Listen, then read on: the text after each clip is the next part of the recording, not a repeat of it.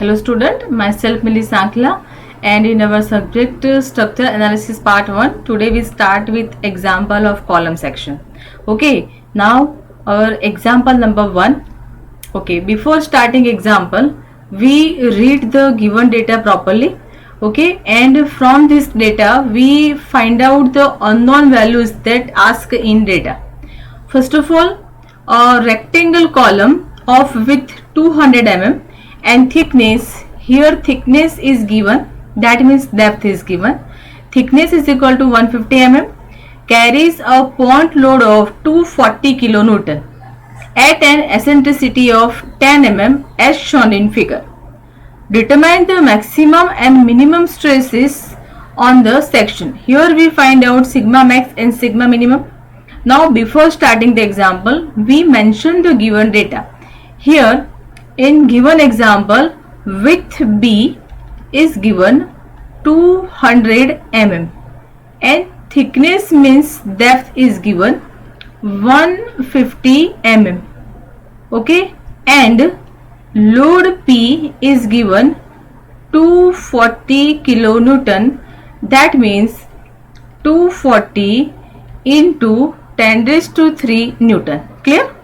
And eccentricity E is equal to 10 mm. Now we refer this figure. This eccentricity is given horizontal, so that here we write down sigma Ex. Okay. Now one by one we find out stresses. First we find out direct stress. So right here direct stress. Okay. Direct stress. Notation of this direct stress is equal to sigma 0. So right here sigma 0. Sigma 0 is equal to load divided by area. Now what is load? Load P is equal to 240 into 10 raised to 3 divided by area. Area of this section 200 into 150, and answer of this direct stress is equal to 8 Newton per mm square. Okay, now second value is equal to our bending stress. So right here second value is equal to bending stress. Okay, bending stress, and notation of this bending stress is equal to sigma B. Now what is the equation of sigma B? Sigma B is equal to moment divided by section modulus. Now moment is equal to load into eccentricity. Load into eccentricity given about x-axis and z. Now eccentricity is perpendicular to the axis. That means if value of eccentricity about x-axis given, then we find out values about y-axis. That means here we find out section modulus about y-axis, and with respect to that we have to get bending stress about y-axis. Now the next. Okay, in this figure again we find out our value of section modulus about y-axis. Okay, so here write down first of all zy is equal to moment of inertia about y-axis divided by y. Now what is Iyy? Iyy for rectangle section is equal to dbq by 12, and here the value of d is equal to 150, right? 150 into 200 cube divided by 12, and Iyy is equal to 100 into 10 raised to 6, and unit of this moment of inertia is equal to mm raised to 4. And y, if we find out moment of inertia about y-axis, then we take y is equal to half of the distance of b by 2. That means b by 2 is equal to 200 by 2, because we find eccentricity inertia about y-axis and we take center distance, maximum distance of center, that means this. Okay, here we write down p by 2, that means 100 mm. Now find out zy. Zy is equal to inertia about y-axis divided by y. 100 into 10 raised to 6 divided by 100, that means our answer is 10 raised to 6, and unit is equal to mm cube. Now my sigma by, right here, sigma by is equal to m by z by, m is equal to p into eccentricity, p into eccentricity divide by section modulus about y-axis. P is given in data 240 into 10 raised to 3 and eccentricity about x-axis 10, and zy we recently find out 10 raised to 6, and my answer of this sigma by is equal to 2.4 Newton per mm square. Okay, now we find out two value of max and minimum. So right here, what is sigma maximum? Sigma max is the summation of direct stress plus bending stress, and answer of this direct stress is equal to 8 and bending stress is equal to 2.4. My total answer is equal to 10.4 Newton per mm square, and this answer is in positive.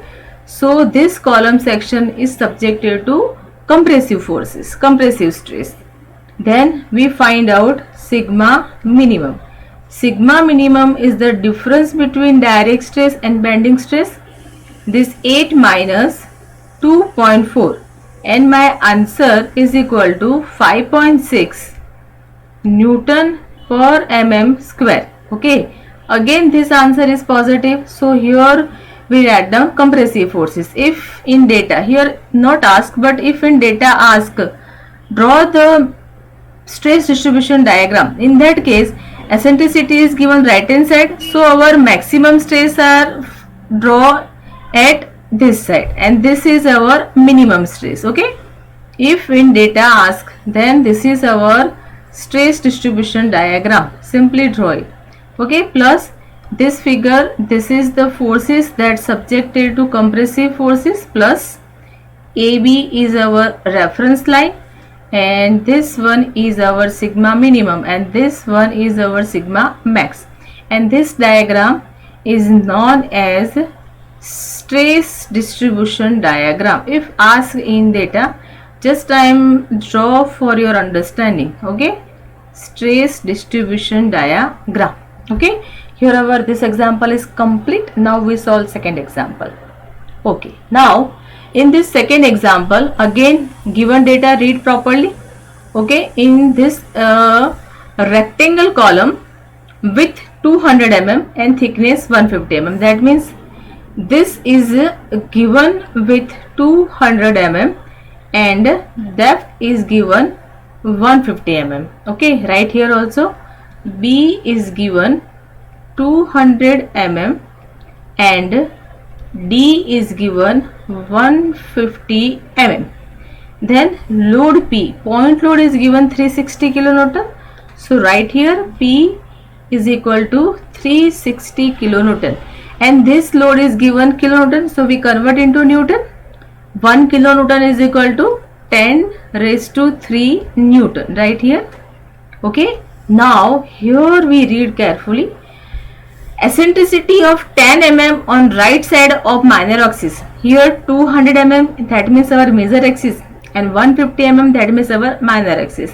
Now eccentricity of 10 mm right side of minor axis, that means this is our minor axis, and from this minor axis 10 mm right side, this is right side and this is left side. Okay, this distance is given 10 mm and 15 mm above major axis, that means this is our 200 mm major axis, from this major axis 15 mm above.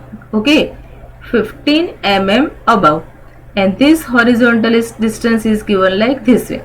Here two eccentricity given, Ex is equal to 10 mm and Ey is given 15 mm, and find out max and minimum stresses. Okay, with respect to this two eccentricity, we find out maximum and minimum stress.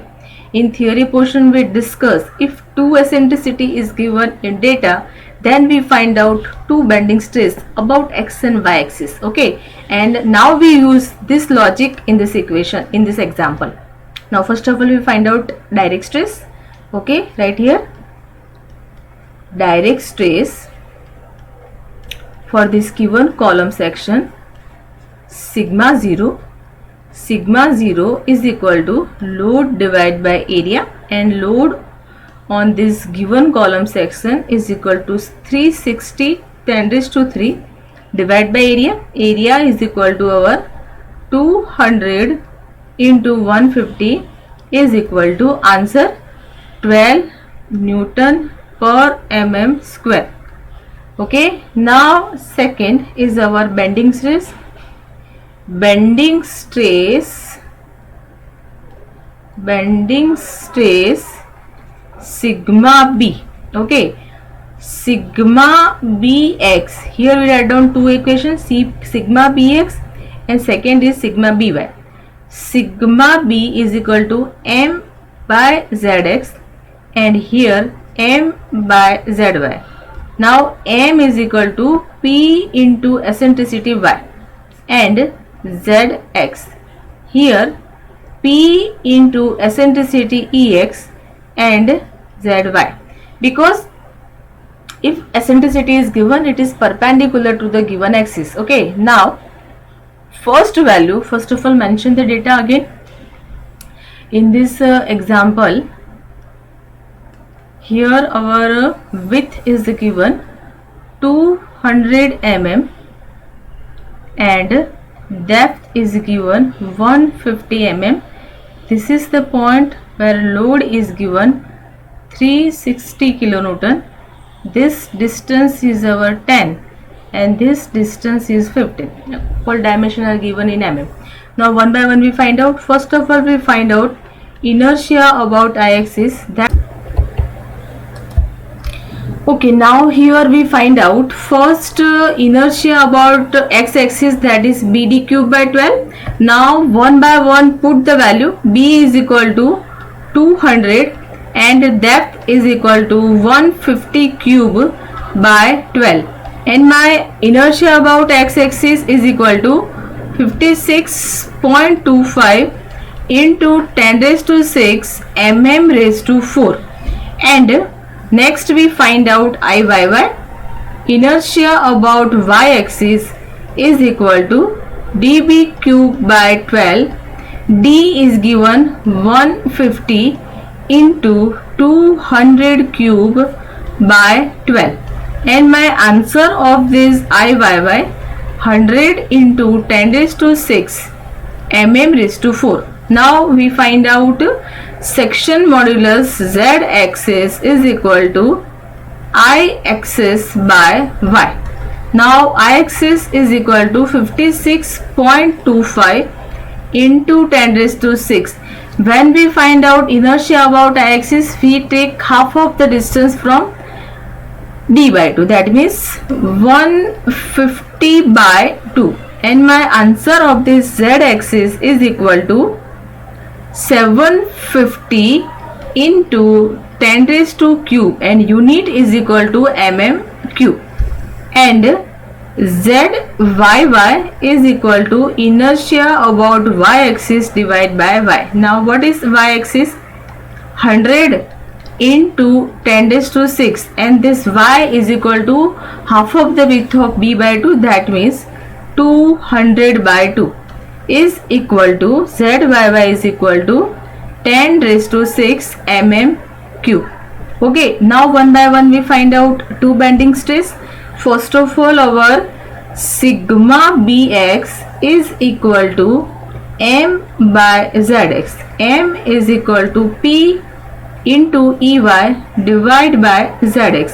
P is equal to 360 10 raised to 3 and ey is equal to 15 divided by z-axis is equal to 750 10 raised to cube. Sigma bx is 7.2 Newton per mm square. Next we find out sigma by. Sigma by is equal to m by zy. M is equal to p into ex and zy. P is equal to 360 10 raised to cube. Ex is equal to 10 mm. and value of this zy 10 raised to 6. My sigma by is equal to 3.6 Newton per mm square. Now we find out max and minimum. So right here, sigma max is equal to summation of direct stress plus bending stress. Now what is direct stress? Direct stress, sigma, here two bending stress are given, that means we add two bending stresses, okay, sigma bx plus second sigma by. Now one by one add the value. Direct stress is equal to 12 plus our sigma bx is equal to 7.2 plus 3.6, and my answer of this sigma maximum is equal to 22.8 Newton per mm square compressive forces. Next we find out sigma minimum. Sigma minimum is equal to direct stress minus bending stress, then sigma by. One by one, 12 minus 7.2 minus 3.6, and answer is equal to 1.2 Newton per mm square compressive forces. Because here our maximum and minimum stress both are positive, that means this column section is subjected to compressive forces. Okay, here our two example is complete, and now next section we solve another type of example. We cover hollow rectangle section. Just now we stop here.